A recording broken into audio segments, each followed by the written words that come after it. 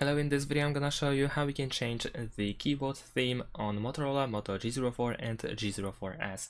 So the first thing that we need to do is go to the settings.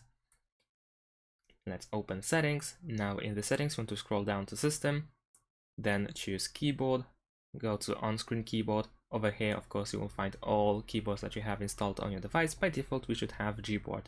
So let's go to Gboard. Now over here we have theme.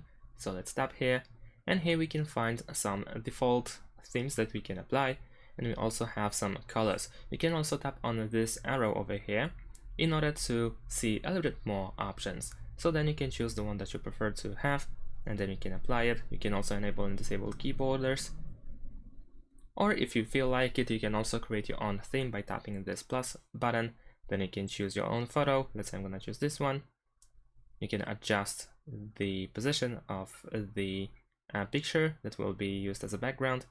We can also adjust the brightness, press done, and there we go. Once again we can turn on and off keyboarders and then press apply, and there we go. Now we have your own theme. And that's it. Thanks for watching. Leave a like and subscribe to my channel, and see you in my next videos. Bye.